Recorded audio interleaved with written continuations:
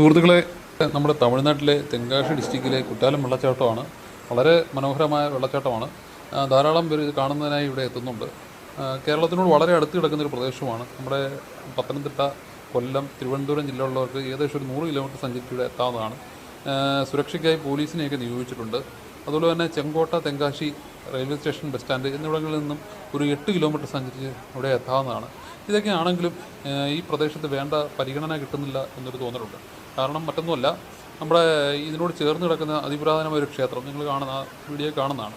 ഏതാണ്ട് ഒരു 1000-ഓളം വർഷം പഴക്കം ഉള്ളതാണെന്ന് കരുതുന്നത്. ഒരു ശിവപ്രതിഷ്ഠയാണ് അവിടെ ഉള്ളത്. ഈ ക്ഷേത്രവും ഈ വെള്ളച്ചാട്ടവുമായിട്ട് ഐതിഹ്യവുമായി ബന്ധപ്പെട്ട് കിടക്കുകയാണ്. ഈ ക്ഷേത്രത്തിൻ്റെ പല ഭാഗങ്ങളും ഉപേക്ഷിക്കപ്പെട്ട നിലയിലും ചുറ്റുമതിലുകൾ കേടുപാട് സംഭവിച്ച നിലയിലുമൊക്കെയാണ് കാണുന്നത്.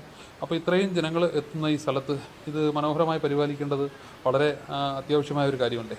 അപ്പം ഏതെങ്കിലും തരത്തിലുള്ള ഒരു ഉപേക്ഷ ഇതിനകത്തുണ്ടാകുന്നെങ്കിൽ അത് വളരെ ഒരു ദുഃഖകരമായ ഒരു കാര്യമാണ്. കാരണം ഏതൊരു പ്രദേശത്തിൻ്റെയും രാജ്യത്തിൻ്റെയും ഒരു ഒരു അഭിമാനമാണ് അവിടുത്തെ പുരാതനമായ കാര്യങ്ങൾ. അതൊക്കെ ആ രീതിയിൽ തന്നെ സംരക്ഷിക്കേണ്ടതല്ല. ബന്ധപ്പെട്ട അധികാരികൾ ഇതൊക്കെ ശ്രദ്ധിക്കുമെന്ന പ്രതീക്ഷയിൽ ഞാനിവിടെ കണ്ട കാഴ്ചകളുടെ ഒരു ചെറു വിവരണം നിങ്ങൾക്കായി ഷെയർ ചെയ്യുകയാണ്.